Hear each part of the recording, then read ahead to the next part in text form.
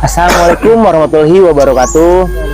Nih, Kang Opan lagi berkunjung ke daerah Sukabumi, tepatnya di Parung Kuda.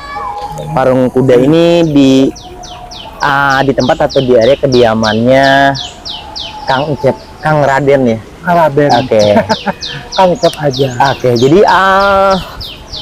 ya, oke. Kumaha damang? Alhamdulillah, pangestu. Nah, ini Kang Icep ini asli orang pribumi daerah Sukabumi atau di daerah Parung Kuda ya. Parung Kuda. Oke. Apa kabar, Kang? Alhamdulillah, Kang, sehat. Alhamdulillah, syukur. Sambil ngerokok ya, santai. Oke, Ya. siap. Siap.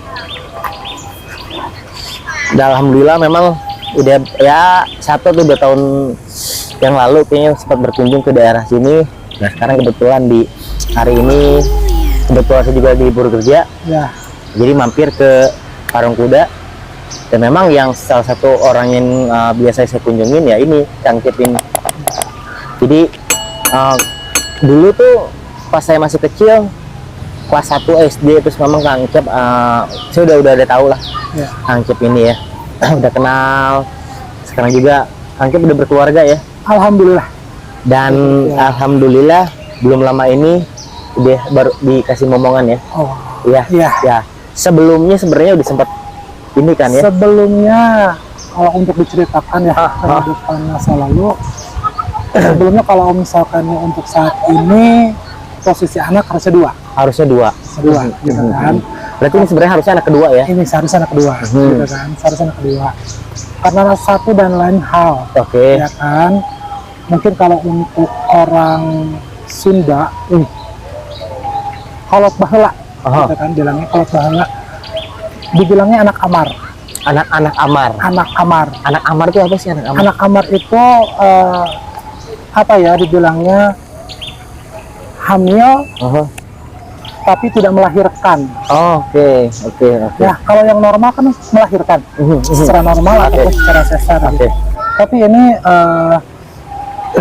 bulan pertama, bulan kedua, ketiga itu ada. Di perut ada, ya di perut USG segala macam ada. Ya, Oke. ada. Kemudian bulan keempat dan seterusnya perut itu membesar aja sampai 9 bulan. Kalau membesar membesar. Membesar. Oke. Ya, membesar perut itu. Kemudian si Dede aktif ya. Nah, setelah kejadiannya itu pas ketahuannya itu pas umur 9 bulan, itu pas kalau nggak salah malam takbiran Lebaran Idul Fitri. Oke. Nah, Lebaran Idul Fitri itu masih pas malam takbiran masih gede tuh. Oke. Jadi aktif ya kan, aktif. Istri bilang ya, jadi aktif alhamdulillah. Ya udah, kamu tidur di luar saja. Gitu kan. Setelah itu paginya setelah beres sholat Idul Adha, perut itu kempes aja dengan Tiba-tiba kempes secara mendadak tiba-tiba. mendadak. Nggak ada satu tetes pun darah yang dari maaf ya celana dalam ataupun tembus ke bagian kasur ataupun nggak ada sama sekali. Setelah itu udah untuk kita ikhtiar kesana kemari, medis iya, kemudian non medis juga iya gitu. Allah masih belum menghendaki ataupun mempercayai bahwasanya saya ingin memiliki keluarga yang sempurna itu menunggu waktu itu selama 2 tahun. Oke. Jadi Kang Icep ini waktu itu nikah tahun berapa sih? Tahun 2019. 2019. Hamil nggak lama hamil. Terus yang tadi Kang Icep sampaikan 1, 2, 3 bulan di USG ada janin. Terus ada setelah 4 sampai 9 bulan tetap membesar, tapi tidak ada isinya gitu. Tidak ada isinya. Gitu kurang lebih ya. Iya. Tapi kalau untuk medis dibilangnya BO. Oh, bukan open BO, bukan. Bukan. Oh, bukan. bukan. BO itu apa maksudnya? Apa sih dibilangnya hamil BO itu kalau orang sini dibilangnya kayak hamil anggur gitu. Iya. Jadi takutnya kan si bayi itu cuma hanya menempel di rahim saja gitu. Di luar rahim ya. Iya. Di luar rahim. Betul, anggur rahim. Hamil anggur gitu. Makanya pas dicek kita di medis vagina kita cek semuanya, kita cek keseluruhan itu normal, itu bagus, nggak ada gangguan apapun, penyakit apapun nggak ada. Nggak ada ya? Nggak ada. Mungkin ini adalah kuasa Allah. Ya, kuasa Allah bener.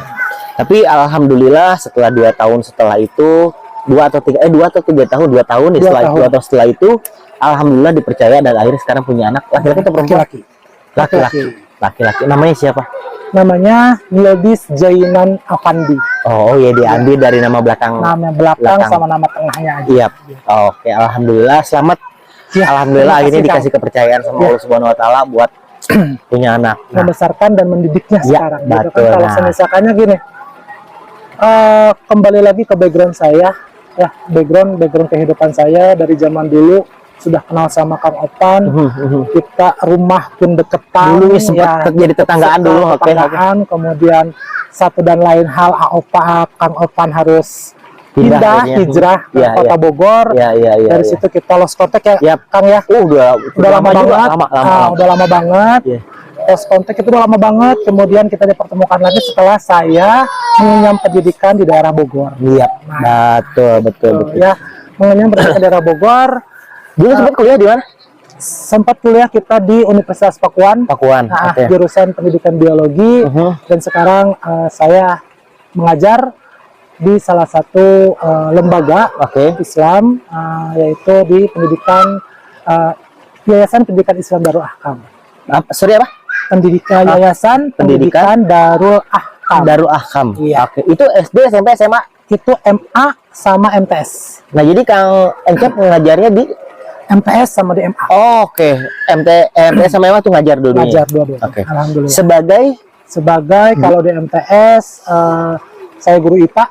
Oke, karena udah disebut nama biologi ya. Iya, guru IPA. Yang kedua karena mungkin MA jurusannya cuma satu, IPS aja. Jadi saya memegang mata pelajaran sejarah Indonesia. Oke. Udah berapa lama gabung di yayasan itu? Di lembaga itu hampir 3 tahun.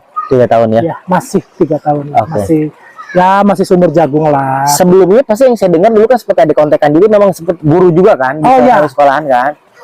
Sebelum masuk Darul Ahkam itu sempat ngajar di Jakarta. Ya. Sama juga kita di boarding school. Ya, kalau untuk di Jakarta kita di boarding school itu di Yayasan Pendidikan Islam Khairul Ummah. Ya, Khairul Ummah Sahroni, yaitu di daerah Penjaringan, Kapuk Muara. Iya. Terus juga dulu kalau nggak salah tahun 2016 sampai 2017 kita sempat ketemu di Kotu ya waktu itu. Ya. Iya. 7 tahun yang lalu lah, kalau 7 tahun yang lalu sempat ketemu. Itu udah cukup lama. Sempat sih kontek-kontekan lewat chat ya. Tapi ketemu langsung, tiba-tiba memang harus ketemu lagi di Kotu, betul. Nah, kalau istri sendiri orang mana, Kang? Istri sendiri bukan istri orang kan? Iya. Itu sendiri lah. Itu sendiri kebetulan masih daerah sini, ya, masih daerah sini. Aslinya orang Parung Kuda. Ya, di situ kebun kelapa, belakang Balitri, yaitu adalah Kampung Pasir Erih. Oh, Pasir Erih, ya. Tapi sih Kang, kalau untuk ke istri ya, ada lucunya juga kita. Gimana tuh? Kalau untuk itu ada lucunya juga. Kenapa dibilang lucu?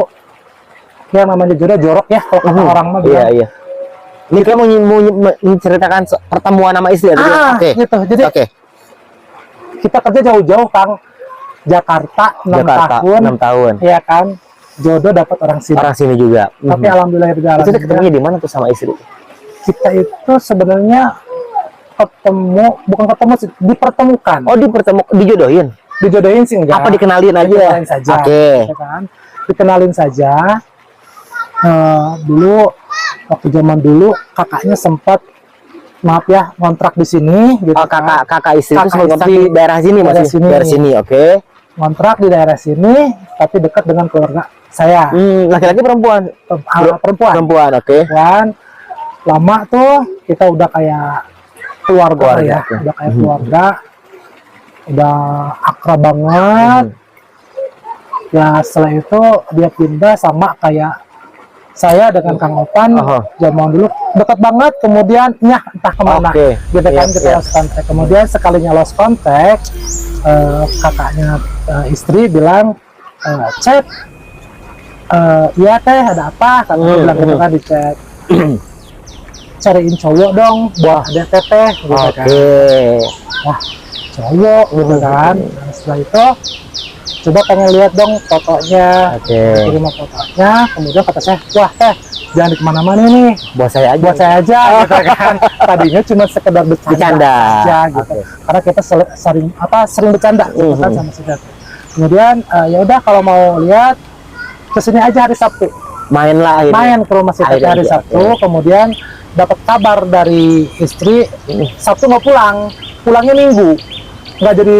Oh, jadi Kang Cep nyamperin ke rumahnya, ternyata si perempuan itu nggak ada di rumah. Nggak ada di rumah. Dia emang kerja dulu di Bogor. Kerja di Bogor. Kemudian setelah itu Cep nggak jadi pulang, katanya bilang gitu. Nanti pulangnya juga hari Minggu. Lah, Amos kita udah dateng, kan? Ya udah deh, hampa dong dalam arti gue pengen tahu jasadnya ini perempuan seperti apa gitu. Itu tadinya Sabtu mau pulang, tiba-tiba hari Minggu. Jangan saya punya curiga, jangan dia malas ketemu sama orang. Oh enggak gitu ya? Enggak gitu. Enggak. Nah, setelah itu barulah hari Minggu kita datang lagi ke sana. Oh, Minggu akhirnya usaha tetap usaha dong, karena ya perjuangan lah gitu kan. Tapi jadi memang saya potong Kang Cep, jadi memang pada saat melihat foto udah langsung tertarik nih. Tertarik dalam hal penasaran, bukan penasaran. Kalau untuk laki-laki nggak munafik ya, kita ngeliat dari fisiknya dulu. Oke nih gitu kan. Setelah itu uga nih ya. Oke. Udah lihat fotonya, ya udah kita penasaran, kita datanglah ke sana. Minggu kemudian saya datang ke rumah si teteh, ada kali 10 atau 20 menit datang dia baru datang, kita kan dia ojek gitu. Tuh baru datang gini salaman, dia ganti baju segala macam. Terus yang namanya orang kampung kan suka diojok-ojok ya Kang ya. Ayo tuh kalau mau makan bakso, jalan gitu kan. Yang guru cuma mau makan bakso, jajan apa sok silakan, tuh masih chat katanya. Oh ya udah, jalanlah kita jalan. Itu pertemuan pertama jalan, kemudian kita minum es kelapa. Ala-ala lah ya. Pertama kali jalan atau kencan minum es kelapa. Es kelapa gitu ya. Dari situ saya berpikir dalam hati, umur sudah nggak muda lagi, ya kan? Umur nggak muda lagi. Kemudian saya memberanikan diri kepada istri. Saya langsung to the point, nggak. Oh, di hari itu juga, di hari itu juga. Nggak banyak basa-basi, saya bilang seperti ini. Kan namanya dipanggilnya Yayang ya, sama keluarga. Oh, belum pacar aja udah Yayang ya? Belum pacar udah Yayang, gitu kan. Ya gitu, saya nanya tekad hati gitu kan, yang AA nggak mau pacaran, tapi AA mau cari istri yang benar-benar bisa nurut sama suami. Patuhlah sama suami gitu. Mungkin kalau untuk pribadi minta waktu 5 bulan buat ngumpulin cuan. Iya dong. Iya dong, realistis aja memang perlu duit dong. Nah, saya minta jawabannya. Gimana jawabannya yang itu di hari Minggu tuh Kang Cep ngomong. Hari Minggu. Luar biasa. Oke, lanjut. Nah, di hari Minggu saya minta jawabannya langsung. Di hari itu juga, di detik itu juga, istri pun bilang, saya nggak mau pacaran, tapi saya mau cari calon suami yang bisa menuntut saya. Dalam arti dia udah nggak punya emak bapak. Jadi yatim piatu gitu kan.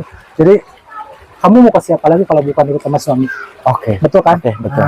Begitu saya bilang, kalau kamu emang mau cari suami, saya bilang gitu, minta waktu 5 bulan. Itu pertemuan pertama. Udah ngobrol kayak gitu, cuma ngobrol gitu saja. Ya, di hari Minggu pertemuan pertama tuh langsung ngobrol gitu. Ngobrol gitu. Kemudian kita ini dulu balik lagi. Kita balik ke rumahnya si teteh. Karena gue nganterin dong. Setelah minum es kelapa balik lagi nih ke rumah situ.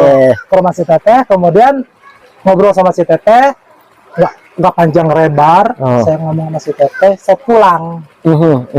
Karena saya nggak suka, dalam arti main dulu ke sana kemari nggak suka. Karena bukan tipikal saya untuk sekarang untuk main huru hara kemana. Ya, pokoknya nggak karuan, nggak ada, udah malas, udah kenyang dulu lah. Ya kan, udah kenyang.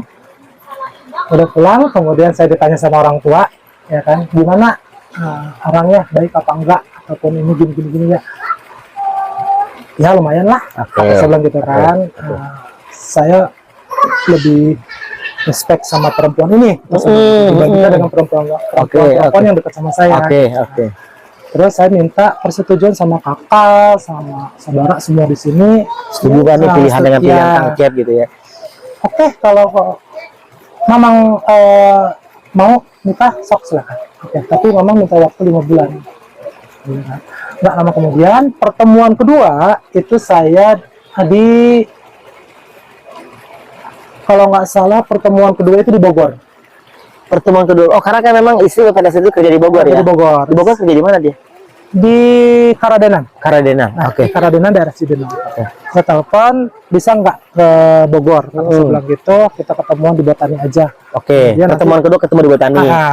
Kemudian setelah itu nanti pas setelah di Botani kita ke kontrakan karena ada si bapak yang ketemu. Oh ya di Pulau Gelis ya. Pulau Gelis.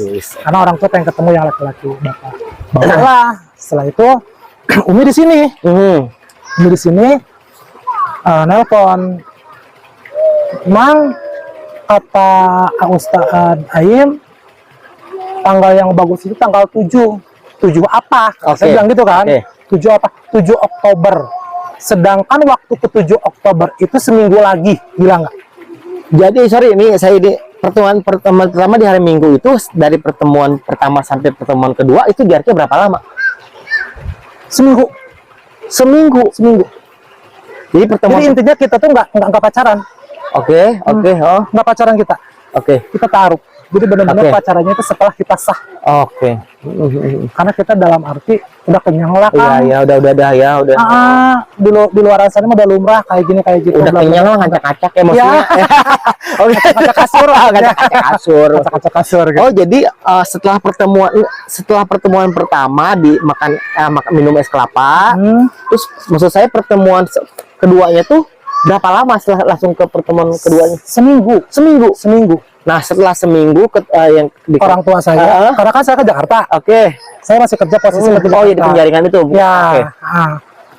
Kita ketemu tuh cuma 2 kali, hari Minggu itu sama seminggu setelah pertemuan itu. Saya berangkat ke Jakarta dan ternyata keluarga dari istri datang ke rumah. Nah, setelah itu keluarga kita ketemulah ke rumah dia. Jadi kita saling mencocokkan tanggal dan waktu gitu. Nah, jadi tadi informasi dari si Abah itu katanya tanggal 7 itu 1 minggu pada saat pertemuan kedua. Iya. Nikah di tanggal itu? Enggak dong. Nikah dong, tanggal 7. Kita nikah tanggal 7. Berarti jaraknya cuma 2 minggu itu. 2 minggu. Wow. Jadi yang Kang Cip tadi target 5 bulan itu berarti enggak. Buyar. Nah, sekarang kan pasti kita nggak bisa nutup mata, otomatis kan itu kan pernikahan itu kan perlu biaya dong. Iya. Enggak? Kan makanya Kang Cep menikah target 5 bulan lagi karena kan ada niat buat kumpulin. Mungkin udah ada tabungan tapi gua akan masih kurang gitu. Kurangnya masih segini lah. Nah, berarti 2 minggu setelah pertemuan nggak lama nikah nih. Iya. Sorry ya kalau boleh tahu itu dari mana duitnya itu? Abah orang tua memang udah punya tabungan sebelumnya? Apa ngejual sawah daerah mana? Kita nikah itu nggak ada sistem jual menjual. Oke. Syukur alhamdulillah. Emang udah rezekinya juga ya? Rezeki orang yang memiliki niat baik itu selalu ada. Ya kan? Entah dari kitanya, entah dari pihak dari istri, entah pihak dari keluarga saya, ataupun keluarga dari istri. La wala quwata, kita bukan berpesta ria yang mewah. Tetapi dalam arti kita, yang penting kita ngambil sakralnya aja. Satu sakral, kedua intinya apa yang kita sajikan itu berkah. Yang penting kita berkah aja hidup kita. Jadi rezeki ada nih uang, bisa ada nih uang, bisa ada uang. Kita kumpulin aja. Gitu aja. Gitu. Setelah itu udah sampai sekarang alhamdulillah. Alhamdulillah. Ya saya doain, kita sama-sama doain supaya keluarga kecil Kang Cep langgeng, samawa, terus anak-anaknya dikasih anak yang soleha, pinter, segala macem. Nah, berarti setelah 2 minggu pengenalan langsung nikah, terus yang tadi Kang Cep sempat sampaikan, kita jadi pacarnya setelah menikah, gitu ya. Nah, ada nggak ya namanya kita per-peran aja lah kan? Ada nggak setelah pernikahan 2 minggu ada hal-hal yang tidak terduga dan sampai akhirnya sorry, ini mah cuma pertanyaan ya, maksudnya ada nggak sih setelah menikah terkena 2 minggu, ngejalani satu hubungan suami istri, terus kayak ada nggak rasa penyesalan gitu, ada nggak?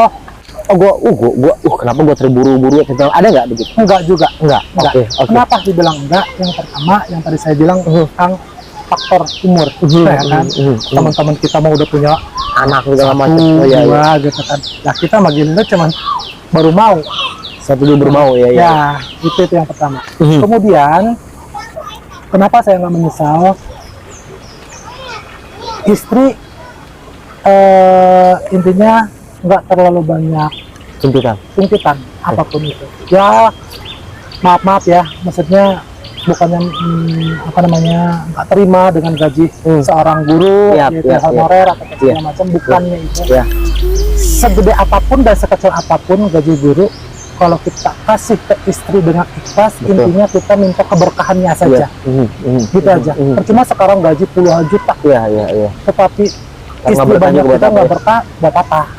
Pasti yang namanya manusia, kita nggak munafik ya. Mau kecil mau besar pasti dibilangnya kurang. Dan kita bersyukur atau enggak dengan apa yang kita dapat? Uang kita berkah, kita harus bersyukur. Harus banyak bersyukur aja. Seperti itu. Alhamdulillahirobbilalamin. Dalam arti saya selama 4 tahun sekarang dengan istri masih bisa kok makan. Alhamdulillah. Masih bisa kok kita beli ini beli itu gitu kan. Dengan cara kita. Bukan dengan cara orang yang memiliki uang. Cara kita. Ya kita kan bisa menabung dulu, apa dulu segala macam gitu kan. Udah cukup baru kita beli. Gitu aja. Oke. Nah, terus jadi kan istilahnya memang Kang Cep sendiri pada saat lihat foto udah kayak suka atau cinta pada pandangan pertama, ngeliat aja udah mulai ada rasa ketertarikan dong. Rasa ketertarikan ada. Iya dong. Ada. Nah, setelah ngejalanin istilahnya satu sebagai suami dan istri itu, pasti kan jadi kayak langsung makin cinta apa segala macam ya dong, pastinya dong. Cinta, kalau untuk masalah cinta maaf ya. Kita belum ada rasa cinta, nggak ada. Pada saat itu. Kita menjalani aja, kita jalani aja dulu. Soal masalah cinta itu belakangan.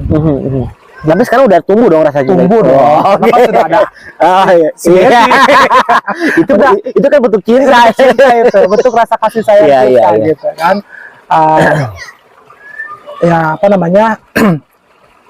Berjalannya waktu, rasa cinta kasih sayang untuk seorang istri itu penuh.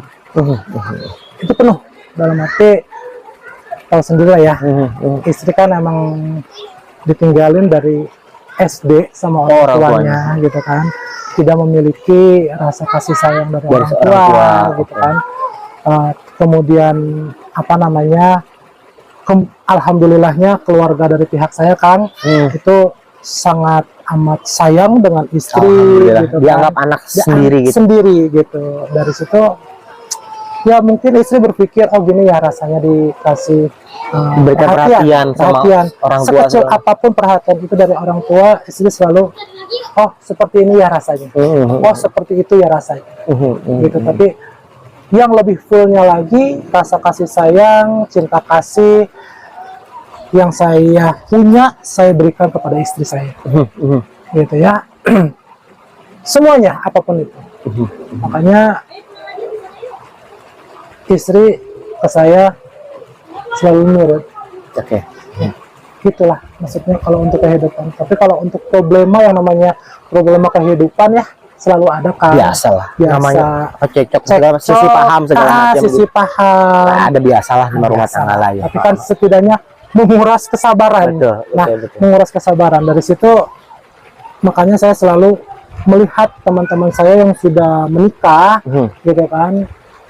Saya selalu perhatikan itu semua dari segi suaminya terhadap istrinya bagaimana, istri ke suaminya bagaimana, dari segi positif ataupun negatifnya saya selalu pelajari itu karena mungkin suatu saat pun saya bakal memiliki mengalami itu segala macam. Itu ya. Makanya oh seperti ini ya. Dulu saya cuma bisa melihat saja, tetapi sekarang saya mengalami itu semua. Gitu baik. Pahitnya, manisnya, buruknya, bagusnya semuanya. Nah, sekarang kita coba loncat ke obrolan lain nih Kang. Sekarang kan Kang Ucep jadi salah satu atau salah seorang guru di satu yayasan, gitu kan.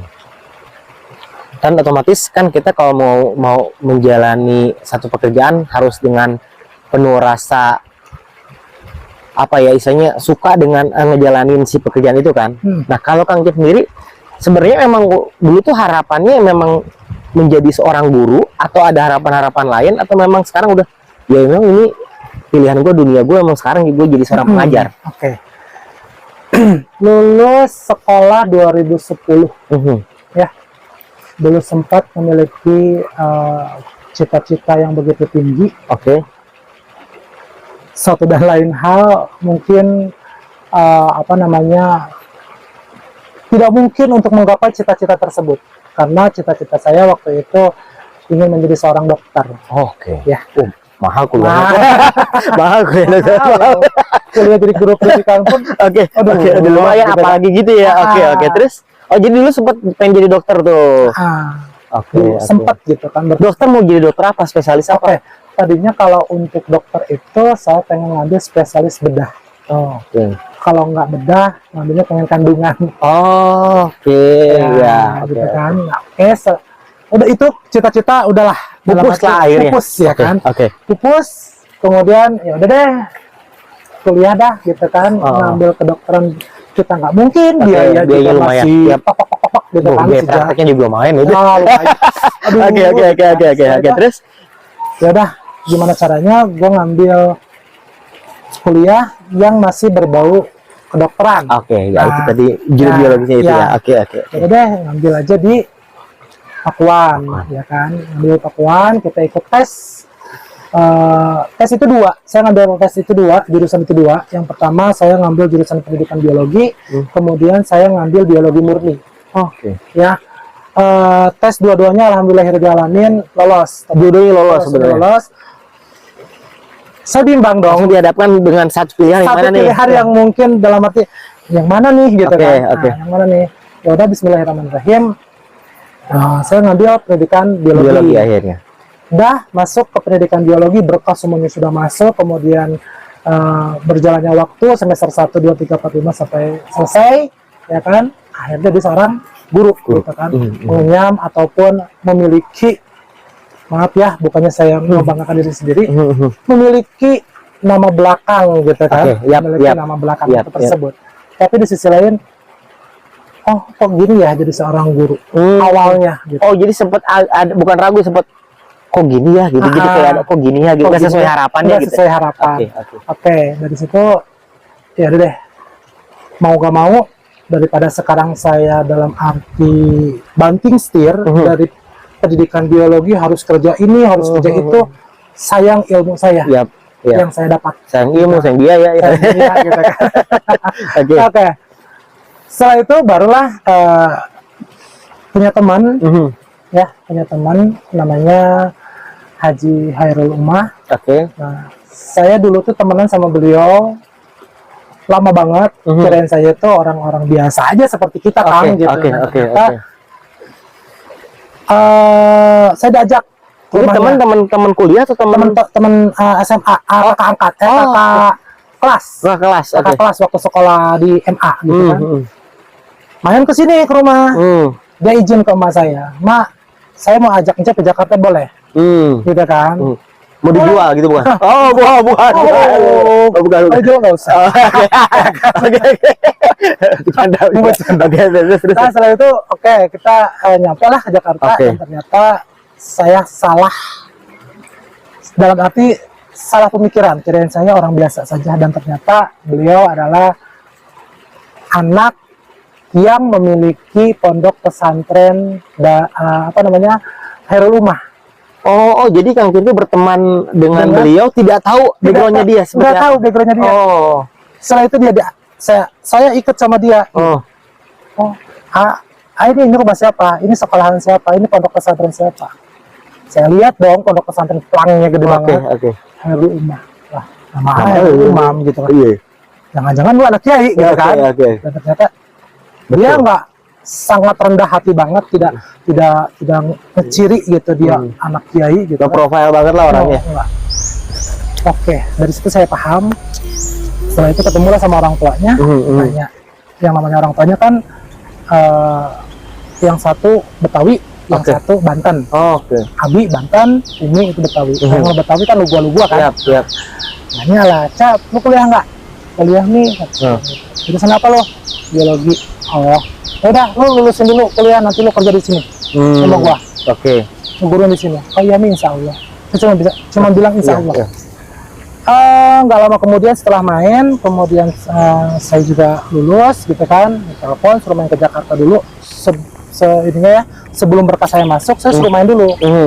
Main ke Jakarta, Umi mau ngomong, oh iya nih, nanti insya Allah saya kesana. Ada waktu, nanti saya kesana. Kesanalah saya ke Jakarta, kemudian langsung disuruh nyiapin berkas. Karena kebetulan guru biologi itu di pondok pesantren itu kebanyakan perempuan. Tangkap satu-satunya laki-laki. Dan itu setelah saya masuk, jalani jadi seorang guru di pondok pesantren pula, dengan kapasitas saya di luaran barbar, ya kan, okemlah dalam arti saya harus tinggal di asrama. Sorry saya potong. Jadi yang di penjaringan itu ini maksudnya? Dan itu, waduh, gua harus pakai sarung, gua harus pakai koko, ngajarnya ya. Bukan ngajar, maksudnya kita tinggal kesehariannya. Sedangkan saya di rumah tuh kayak gini, kaos. Ya dari situ kan, ya kita kan mau nggak mau, lambat laun bergilirnya waktu kita menyesuaikan. Tapi kalau ngajar pakai baju formal pada umumnya dong. Pada umumnya rapi banget. Ya lewat lah. Yang lain. Oh jadi kesehariannya harus sarungan segala macam. Kita nggak enak, harus menyesuaikan dong. Harus menyesuaikan dengan anak santri. Ya, dari situ selama 6 tahun, alhamdulillah ya, kita kan selama 6 tahun kita kerja di sana, ya mau nggak mau kita menyesuaikan. Apapun itu harus menyesuaikan. Dari dulunya saya kurang bisa belajar ngaji, mau nggak mau kita mengikuti. Jadi akhirnya alhamdulillah. Sedikit banyaknya insya Allah. Iya. Pinter sih enggak, tapi bisa lah ya. Gitu kan. Paham dengan hal yang seperti itu. Tapi kan ya setelah itu bergilirnya waktu selama 6 tahun ngajar di sana, udah tahu pahit manis tinggal di Jakarta itu seperti apa. Ya kita go home. Nah itu untuk memutuskan akhirnya udah ditinggalin selama 6 tahun. Oh gua udahan dah, gua mau cari pekerjaan lain. Kenapa? Bukankah di sana udah oke? Kenapa nikah. Jadi akhir? Nikah, tapi kenapa nggak diterusin kerja di sana? Alasannya kenapa? Yang pertama, saya kasihan istri, nggak bisa daerah panas. Oh, jadi istri emang nggak betah dengan cuaca di sana segala macam. Satu, nggak betah. Kedua, saya suruh tinggal di Bogor, juga nggak mau. Nggak mau juga, Ya kan, ya kita mau nggak mau lah. Yang namanya sudah rumah tangga kan harus badami ya. Satu badami, kedua harus bisa mengorbankan salah satu. Iya. Gitu salah satunya. Daripada sekarang istri saya nggak betah, udah kita mundur. Secara baik-baik. Tuh ngomong gimana tuh? Karena kan udah, berarti Kang Jep udah cukup deket dong dengan keluarga isi temennya itu kan. Jadi bahasanya atau cara ngomongnya seperti apa tuh ke izin pamit dari yang pertama mungkin saya selalu bilang minta maaf. Jasa beliau yang sempat ada tak nahan segala macam dong. Nahan gitu kan. Saya cuma minta maaf saja karena mungkin fasenya kita sudah berbeda. Dulu kita sendiri, bisa dong sendiri mah. Ya kita ngambil keputusan sendiri, nggak usah diskusi gitu. Kita mau mikir mau kemanapun kita nggak usah kita lah gitu. Tapi kan sekarang sudah beda fase. Ada dua kepala di dalam satu rumahan gitu ya. Jadi saya mau nggak mau saya izin karena istri nggak bisa diajak ke sini, kemudian ditinggal pun istri nggak mau, ya kan? Dan Kang juga bisa jauh-jauh kayaknya. Iya, gitu. Kangenan ya. Kita tahu sendiri. Sendiri kan gua taruh, gitu kan? Jadi dari situ mungkin dari pihak pondok pesantren memaklumi, memahami kondisi kondisi dan situasinya. Ya itu emang sudah pilihan saya, ya udah nggak apa-apa. Gitu kan dari situ. Setelah itu saya pamitan guru-guru semuanya, sama si AA juga, Umam, kemudian lagi sama Adi, sama ini gitu. Karena kita masuk baik-baik dalam satu pekerjaan, keluar pun harus baik-baik. Iya. Gitu. Dalam arti kalau untuk bahasa Sunda peribahasanya datang ke tempo beungeut, balik ke tempo pundak. Iya. Gitu kan? Bukan kalau datang ke tempo banget, pulang ke tempo berarti jalan mundur ya. Ya kan? Oke. Itu, apa namanya yang sering orang tua saya bilang. Iya. Keluar baik-baik, masuk baik-baik, keluar baik-baik, pokoknya Ya. ada bahasa yang baik lah. Iya. Gitu ya. Karena orang tua saya selalu bilang apapun dimanapun kamu berada, satu attitude, kedua bahasa, ketiga kita nggak usah sombong sama orang, gitu kan. Nah dari omongan orang tua itu selalu ada di pikiran saya. Gitu. Hal tersebut menjadi acuan dalam diri saya. Gitu. Apalagi sekarang saya udah punya keluarga, mendidik seorang istri, ya. Kemudian saya sekarang alhamdulillah lagi senang hati memiliki buah hati. Senang banget memiliki buah hati, sebenarnya senang banget. Impian saya dari dulu, gitu kan. Nah, tugas saya sebagai seorang suami pun ataupun jadi seorang ayah harus mendidik si buah hati tersebut.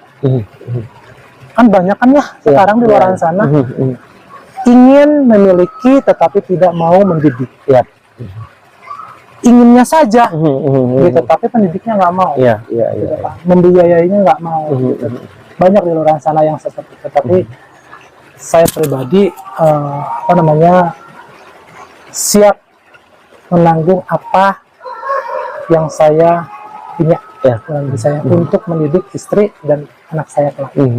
Amin. Mudah-mudahan apa yang diharapkan sama Kang Cep sesuai harapan Kang Cep ke depannya ya.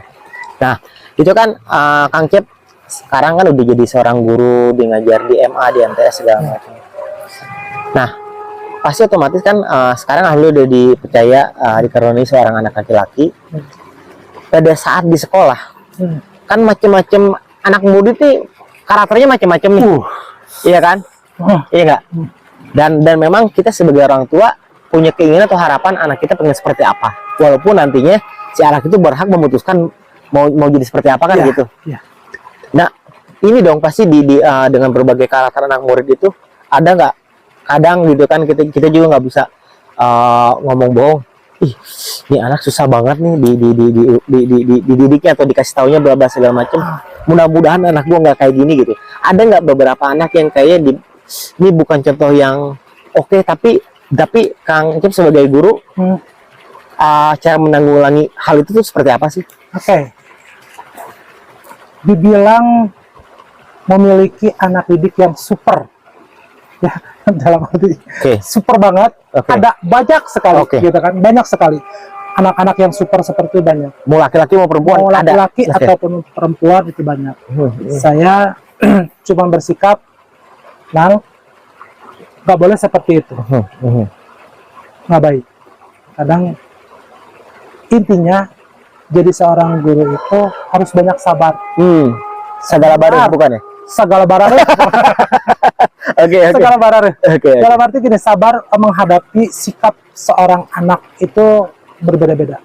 Ada si anak itu bandel, tetapi cuman ingin perhatian dari seorang guru. Ada yang gitu. Ada si anak bandel itu dari faktor keluarga. Ada. Ya, kita sebagai seorang guru cuma bisa merangkul si anak tersebut. Ngobrol berdua sama si anak. Nang, kamu kenapa sikap kamu kayak gitu? Gitu kan. Mau kamu apa? Kamu bagaimana? Apakah ada masalah di keluarga atau apa segala macam? Kita tanyakan secara baik-baik. Nah, setelah si anak sudah mengeluarkan unek-uneknya, baru kita kasih perhatian kita lebih kepada si anak tersebut. Oh, jadi Kang Cep juga sebagai guru istilahnya menjalin komunikasi yang baik juga ya sama si murid. Iya. Hampir boleh misalnya kamu sebagai anak murid boleh sok curhat sama bapak gitu. Kalau misalnya bapak bisa kasih solusi, nanti bapak kasih gitu. Jadi memang kan ada juga, feedbacknya. Kan ada juga yang sorry ya, mungkin cuma oknum atau misalnya ada cuma guru ya, gue di sini tugas cuma ngajar selesai. Gue di sini datang, iya dong, bener nggak? Ya kan, ini nggak Saya juga maksudnya ngomong begini karena memang ada realitanya seperti itu. Jadi Iya. datang, masuk ke ruang guru, masuk ke ruang kelas, ngajar, bla bla bla, ngasih tugas, selesai. Iya. Tugas gue cuma ngajar. Iya. Tapi kalau Kang Cep lebih ke tetap ada menjalin komunikasi yang baik, kedekatan khusus atau tersendiri demi kebaikan si murid juga. Memang Kang Cep membuka hal Iya. itu ya. Hal membuka. Ada murid saya mungkin satu adalah hampir 10 orang mungkin ya, yang bandelnya luar biasa banget, tetapi saya deketin, ya kan, saya deketin, saya kasih perhatian, kemudian dia ngebuka lah semuanya permasalahan itu, entah itu dari pihak sekolah, entah itu dari pihak keluarga, ataupun dari temen, ataupun dari apa. Dia bilang, saya cuma ngasih saran yang baik meskipun diri saya belum baik, gitu kan. Saya mengasih saran yang baik terhadap anak saya karena mungkin itu sudah tuntutan seorang guru untuk mendidik si anak tersebut itu menjadi lebih baik, betul, gitu kan. Jadi mau nggak mau si anak tersebut itu harus bisa mengambil hati si anak. Saya tidak hanya di sini ya, ngajar tidak hanya di sini yang cara mengajar saya seperti itu, tetapi waktu saya di Jakarta pun sama. Sistemnya masih sama. Bahkan maaf, anak saya yang di Jakarta sampai detik ini kita masih komunikasi. Masih komunikasi. Yang bandel, yang dulunya bandel, sekarang udah nikah, komunikasi masih baik. Karena apa? Ya itu. Karena memang Kang Cep sendiri juga membuka hubungan baik dengan anak murid gitu ya. Membuka hubungan baik dengan seorang anak itu. Apa salahnya? Kan tidak gitu. Apalagi apa namanya, si anak tersebut, sekarang saya selalu bilang ke anak tersebut, nanti suatu saat kamu setelah keluar dari sini kehidupan itu bakal berbeda, gitu kan. Boleh sekarang kamu apa namanya, ke orang tua minta ini minta itu segala macam, segala dibaca orang tua mengabulkan. Tapi setelah kalian keluar, kata saya, setelah kalian keluar dari sekolah ini, kemudian kalian kerja, kalian pingin uang 1.000 pun harus menunggu 1 bulan, karena dari gaji. Nggak bisa dong minta sama orang tua. Itu yang dirasakan saya. Sekarang dirasakan sama anak didik saya yang sudah menikah ataupun yang sudah kerja. Kita masih kok, feedback kita masih baik. Alhamdulillah gitu ya. Dari dalam baik, tidak ada apa namanya, tidak ada kecemburuan apa segala macam, nggak ada. Pernah nggak ada anak didik yang benar-benar susah banget diatur sampai akhirnya nggak dengar atau mungkin malah kecenderung ke ngelawan ke guru? Pernah nggak ngalamin? Ada. Saya kasih arahan, si anak tidak menerima, dan itu si anak malah ngajak ribut. Pernah juga ngalamin gitu? Itu daerah Jakarta. Di penjaringan itu. Itu. Dan saya berpikir, oh ya, kalau kamu emang mau ribut, sok silakan enggak. Gitu kan. Tapi apa namanya, kamu bilang dulu sama orang tua kamu, kalau mau ribut sama bapak, bilang dulu permasalahannya seperti apa. Seperti itu, gitu kan. Dia nggak berani dong, ya kan. Setelah itu kesininya lambat laun saya deketin, saya kasih perhatian, akhirnya luluh juga, gitu. Dan alhasil si anak tersebut sekarang udah baiklah, dalam arti gitu kan, udah dewasa pemikirannya. Mungkin udah kerja juga untuk saat ini. Udah kerja mungkin, tapi kita lost contact sama anak tersebut ya, lost contact. Ngedengar dari anak-anak didik saya, oh dia udah kerja pak, gini. Oh, alhamdulillah. Saya cuma bisa mendoakan yang terbaik buat gitu anak-anak kan, didik ya. buat anak didik semuanya. Dan ini Kang Cep, ini kita juga nggak bisa tutup mata mengenai fenomena-fenomena yang dulu pada saat zaman saya sekolah, dulu ya saya ngalamin SMP, SMA gitu. Kalau kuliah masih saya nggak ngalamin sampai yang ada kekerasan di dalam satu ruang pendidikan ya. SMP, SMA saya ngalamin dulu. Saya pernah dimaki-maki waktu SMP karena memang saya sadar ya saya salah. Pada saat itu memang oh iya makanya itu guru marah sama gua karena memang gua juga bandel sih segala macam gitu. Terus pas SMA saya pernah ditampar sama salah satu guru matematika. Plak gitu. Zaman dulu tuh kan, kalau sekarang mah ya sorry ya, nggak tahu ini mah dari kacamata saya ya. Dimarahin atau misalkan ditegur, cengeng ngadu ke orang tua, nggak terima, orang tuanya datang ke sekolahan. Sekarang tuh zamannya begitu. Bener nggak? Betul. Kalau dulu pada saat saya memang dulu kan saya nggak ngerjain PR, ya udah otomatis ya gue sebagai murid gue salah dong. Iya. Mungkin pada saat itu guru itu mungkin sedikit berlebihan sampai akhirnya nampar. Iya. Karena mungkin saya juga bandel segala. Tapi dulu saya nggak pernah cerita ke orang tua saya, ke papa saya, Pak, saya ditampar sama guru gak terima. Terus akhirnya orang tua, ya udah kita samperin, nggak terima gue tegur segala macam. Iya. Nah dulu tuh zaman dulu sampai sekarang tuh kayaknya beda. Kang Cep merasakan nggak hal itu? Merasakannya mungkin kalau untuk dari persentase ini ya. Iya, gitu kan. iya. Kalau untuk zaman dulu seorang guru menampar ataupun mencubit ataupun nendang atau berapa segala macam, mungkin dulu kan tidak ada perundang-undangan. Iya. Udah gitu juga kayaknya ya udahlah, mungkin cara mendidiknya dia begitu, walaupun mungkin agak berlebihan. Tapi maksud saya kalau sekarang kan dikit-dikit kasus. Sekarang ada banyak, bener nggak? Undang-undangnya. Jadi kayaknya undang-undang itu malah jadi kayak menurut saya jadi kayak seolah kayak dimanfaatkan sama si murid atau orang tua murid. Jadi kayak untuk membalas perlakuan si guru yang tidak bisa diterima sama orang tua. Maksud saya berlebihan ya. Dan mungkin ada beberapa sikap oknum guru yang berlebihan juga mungkin. Tapi maksud saya memang kalau diperhatiin zaman saya dulu sekolah sama zaman sekarang anak sekolah tuh kayaknya beda ya. Beda banget. Tapi alhamdulillah di sekolahan saya yang sekarang itu nggak ada yang seperti itu. Guru nggak ada oknum guru yang seperti itu ya? Nggak ada. Oke. Guru semuanya nggak ada. Mungkin kalau untuk bercandaan ke anak ada. Iya. Bercandaan ke anak. Tetapi kita melihat dulu karakteristik si anak itu seperti apa. Iya. Apakah si anak tersebut juga senang dengan bercandaan apa gimana? Kita juga harus lihat dulu nih. Iya, lihat dulu bisa nerima nggak bercandaannya, bagus apa enggak gitu kan. Nah, setelah itu barulah kita boleh bercanda sama si anak kalau moodnya bagus.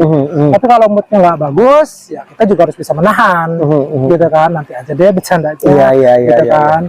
Kalau untuk di sekolahan ya, yang tadi saya bilang, Kang, itu nggak ada sih guru yang nampar, guru yang nyubit, segala macam nggak ada. Karena mungkin kita sebagai guru pun sudah tahu, terkhusus di zaman sekarang. Iya. Apa-apa viral dan itu pun ada undang-undangnya. Undang-undang ini Iya. Ya udah deh. Ya, mungkin. Kadang saya suka sebel, Kang. Kadang suka sebel. Ya kalau misalkan si anak, kan orang tua itu kan sudah menyerahkan dong. Si anak itu sekolah di sekolah ini dididik sama kita. Nitip nih. Iya. Boleh Pak, kalau anak saya bandel gini boleh, silahkan. Itu sudah menyerahkan. Tapi setelah si anak memiliki kesalahan yang fatal, kemudian si guru tersebut itu mungkin kelepasan, ngadu, nggak terima, akhirnya di lapor, kasuskan segala macam. Karena saya suka berpikir, Bu, Pak, kalau saya ini ya berani gitu ngomong, Bu, Pak, kalau ibu mau dididik anak ibu di sini dan ibu nggak terima anak ibu diperlakukan seperti ini, mendingan ibu bikin sekolah sendiri, atas nama sendiri, bikin ulangan sendiri, koreksi sendiri, gitu kan, kenaikan kelas sendiri sampai perpisahan ijazah pun ibu sendiri bikin. Berani? Kadang mungkin saking itu cuma unek aja, tapi nggak disampaikan, cuma unek aja. Tapi kadang, aduh ya Allah Gusti, saya pun mendidik anak itu bukan 1, 2, 3, 4 orang. Penuh kesabaran banget ya. Itu hampir ratusan, bahkan mungkin bisa jadi ribuan. Ya kan? Melihat situasi ataupun watak seorang anak itu berbeda-beda. Kelakuannya si A seperti ini, si B seperti ini, si C seperti ini. Ya kita juga cuma bisa melihat saja. Mungkin kalau saya boleh ditandain ya, warna merah si A kelakuannya kayak gini, hijau si B kayak gini, kuning si C kayak gini. Itu enak kan? Iya. Sudah tahu. Tapi kan ini kan ribuan. Iya. Banyak sekali anak sekolah yang memiliki karakteristik itu yang berbeda-beda. Makanya ya jadi di rumah sabar dulu deh. Gitu kan. Mau nggak mau kita sabar, gitu kan. Mau dicaci maki kek, mau dibenci sama murid kek, mau pasarnya mau disayang sama murid kek. Kita mah sebagai guru cuma bisa sabar. Iya. Sabar aja. Karena tujuan kita mendidik mereka. Jadi menjadi seseorang atau sesuatu hal yang baik setelah keluar dari sekolah itu ya. Nah kalau Kang Cep sendiri punya nggak murid favorit yang menurut Kang Cep ini gue suka nih dari attitude-nya, dari cara belajarnya, cara berpikirnya, cara komunikasinya, punya nggak? Yang di mana nih? Yang di Jakarta apa yang di sini? Nah, kita yang di sini aja Yang deh. di sini deh. Oh. Yang di sini kebanyakan kalau untuk Bali Kita nggak usah sebut namanya, takut nanti murid Kang Cep ilmu sosial lagi. Oh si A, ada apa nggak gitu siapa yang taunya? ada cuma beberapa orang mungkin ya, tetapi Gak usah sebutin namanya. ada. Terjelas lagi. Ada beberapa anak gitu kan, yang ya lumayan baik gitu kan, lumayan baik, sopan segala macam. Tetapi kadang suka bertolak belakang, Kang. Maksudnya gimana? Bertolak belakang gitu, Kang. Di sekolahan dia oke lah, Oke. ya kan, di sekolahan dia oke. Tetapi setelah dia keluar itu sifatnya beda. Oh. Tetapi orang yang bandel di sekolahnya yang bandel, tetapi pas dia keluar dari sekolahan dia lebih menerima guru tersebut. Oh gitu ya. Tidak melulu orang baik, si anak murid baik di luar juga baik, enggak gitu juga ya? Enggak. Masih baik ini dalam konteks apa nih? Baiknya dalam sikap atau gimana? Mau sikap, mau apa segala yang ada di diri dia, kadang suka berbeda dengan realitanya. Contohnya misalkan Kang. Nah, contohnya misalkan kalau untuk di sekolah, dia juara pertama nih. Oke. Kalau juara pertama kan dia bagus kan, attitude-nya bagus, bahasa semuanya gitu kan. Tetapi setelah dia keluar, ya kan, Keluar maksudnya lulus atau lulus? lulus. Oke. Setelah dia lulus gitu kan, dia berbeda. Lu siapa? Oke. Kadang ada yang gitu. Ya. Kadang, ya. Tidak selalu ada. Tidak ada selalu. lah gitu ya. Lu siapa? Gitu. Oke. Bahkan yang saya lihat, yang saya selalu perhatiin itu anak-anak yang super itu, Iya. yang selalu mengingat gurunya. Betul. I see. Jadi memang gini, Kang Cep, saya juga pernah baca artikel atau ada beberapa, saya lihat di mana ya, waktu muncul di beranda saya tuh, saya lupa di salah satu sosial media. Dan memang Yang ibu-ibu bukan? betul. Nah, betul. Jadi anak berprestasi dengan juara 1-12 ini tidak melulu soal attitude baik ya. Iya. Ternyata memang yang Badung, yang super tadi Kang Cip sampaikan itu ternyata di luar yang sangat menghargai seorang guru. Tahu ya yang ibu itu ya. Ibu itu. Yang nggak tahu dari mana. Ternyata memang bukan ibu itu aja, malah Kang Cip juga mengalami. Saya Ya? mengalami itu. Terus Terus siapa? oke. Gitu kan? Terus siapa? Tapi yang lebih respect terhadap saya itu justru orang-orang yang super itu. Ada sekata sekar bilang Ya, belakang. ngerti sekarang saya. Oh gitu. Oke. ada gitu. Iya. Ya, ada Kang. Nah kalau Kang Cep sendiri di mata seorang semua orang murid yang sekarang tempat Kang Cep ngajar, sosok seperti apa sih Kang Cep menurut mereka? Pernah nggak ada yang ngutarain Pak Cep begini ada? Oke. Ada. Lucu. Kalau dibilang lucu mungkin lucu, enggak juga mungkin ya suka cengengesan sendiri. Tapi kalau saya kasarnya menggua-guahkan sendiri mungkin itu nggak mungkin. Ada. Saya selalu bilang bikin surat dong buat Bapak, kekurangan dan kelebihan Bapak untuk mengajar kalian itu. Iya. Bagaimana? Kritik dan saran lah gitu. Dan sarannya. Iya. Ya kan, saya tidak kongkolingkong dulu ya sama anak, harus yang bagus ya. Oke. Enggak gitu, itu apa namanya, Sesuai dengan pemikiran mereka lah pemikiran gimana. Alhamdulillah komen-komennya baik, Positif ya. semua. Kemudian dari segi cara ngajar saya pun Mereka suka nyaman. Yang dulunya nggak suka IPA, yang dulunya nggak suka matematika, mungkin guru lain dengan saya, kan setiap guru itu cara ngajarnya beda-beda ya. Berbeda gitu. Saya memiliki cara ngajar saya seperti ini. Gimana caranya si anak tersebut yang tidak suka menjadi suka. Gitu. Alhasil saya nanya ke anak, sok silahkan bikin surat tentang kritik saran buat saya. Supaya menjadi kenang-kenangan buat saya. Saya baca dong, Bapak ngajarnya baik, Bapak gini, saya suka sama belajar Bapak. Terus cara menjelaskannya Bapak jelas, yang saya nggak tahu selalu diulangi lagi, Oke. karena mungkin ada yang namanya dari sistem pembelajaran itu evaluasi ya. Dari selesai materi kita evaluasi lagi. Ya, Dibahas jadi ulang. dibahas ulang lagi. Makanya anak tersebut itu oh kayak gini. Makanya kalau untuk kita saya pribadi itu selalu menggunakan media gambar supaya kan kalau audio visual kan nggak mungkin ya kalau untuk lihat di video gitu kan, karena mungkin ya satu dan lain hal lah gitu. Makanya gimana caranya saya pribadi sebagai guru biologi ya kita harus pintar gambar. Kalau kita gambar bunga ya bunga, gambar hewan ya hewan. Kemudian nanti apa namanya cara perkembangbiakan tumbuhan, hewan seperti itu diceritakan. Dengan cara gambar itu. Dengan cara gambar yang saya bikin gitu. Kalau tidak saya ambil, kalau misalkan ini maaf di sekolah ada kucing ya. Ada kucing, saya letakkan kucing itu, kemudian saya jelaskan semuanya dari kepala sampai buntutnya, sampai ekornya. Kemudian cara perkembangbiakannya gimana Pak? Gini, nanti digambar lagi. Jadi si anak itu jelas, paham, ngerti gitu. Seperti itu. Ya, menarik nih ngobrol sama Kang Cep. Tetangga lama, teman lama yang sering jadi saudara ya. Nah, harapan-harapan Kang Cep ke depannya untuk diri Kang Cep dan istri dan anak didik Kang Cep, harapan kedepannya apa sih? Harapan saya untuk keluarga kecil saya, satu, sehat ya. Amin. Kedua, diberkahi semuanya. Amin. Ketiga, sabar. Itu aja sih mungkin. Kemudian untuk anak didik saya yang sebentar lagi mau lulus bentar lagi lulus nih. Bentar lagi lulus gitu kan. Kemudian kebetulan saya wali kelas ya. Wali kelas kelas 9. Berarti kan anak saya nanti kelas 1 SMA, MA gitu kan, SMK ya. Untuk kedepannya mungkin perjuangan kalian belum selesai ya. Belum selesai, masih ada beberapa tahap lagi untuk kedepannya. Berjuang, semangat, dan harapan saya raih cita-cita kalian yang kalian inginkan.